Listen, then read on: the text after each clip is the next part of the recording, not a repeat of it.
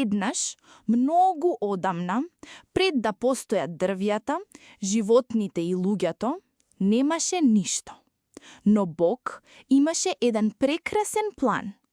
Ајде да видиме како го изгради нашиот свет за само 7 дена. Ден 1. Светлина и темнина. На самиот почеток, Бог ја подаде својата голема нежна рака и го раздели денот од ноќта. На едната страна направи топол, светол ден, а на другата страна направи тивка, темна ноќ.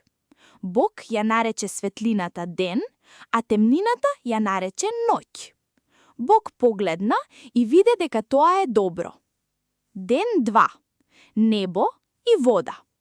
Следниот ден, бидејќи светот беше полн со вода, Бог реши да направи ред и тој огромен простор да го раздели. Горе направи огромно сино небо, полно со меки бели облачиња, а долу направи големи длабоки мориња. Така светот доби свој плафон и свој под.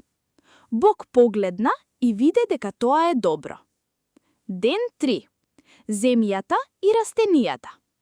Бог ги рече на водата да се собере на едно место, за да се појави суво копно.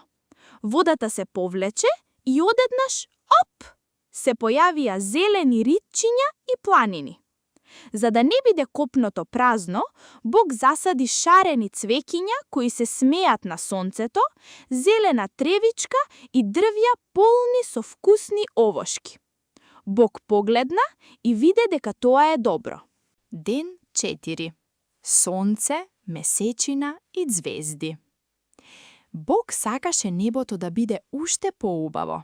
Затоа го стави големото златно сонце силно да не грее преку ден. А кога ќе си легнеме да спиеме, ја стави нежната сребрена месечина и илјадници мали ѕвезди што трепкаат како новогодишни сијалички, за да ни светат ноќе кога спиеме. Бог погледна и виде дека тоа е добро. Ден 5. Птици и риби. Наредниот ден, во сините води, Бог пушти мали, весели рибчиња и други живи суштества да пливаат, а високо на небото пушти јата од шарени птици со меки пердуви кои пеат најубави песнички. Бог погледна и виде дека тоа е добро. Ден 6. Животните и првите луѓе. На 6-тиот ден земјата доби своји жители. Бог ги создаде сите животни што ги знамеме, големото слонче, високата жирафа, лавчето, малите зајчиња, кученца и сите други животни. Но му недостасуваше нешто најважно, некој што ќе го сака. Затоа Бог ги создаде првите луѓе, Адам и Ева. Ги направи слични на себе и им рече да се грижат за животните и за целата земја. Бог погледна се што направи и виде дека тоа е многу добро. Ден 7. Ден за одмор. Светот беше готов и беше совршен, немаше што повеќе да се додаде.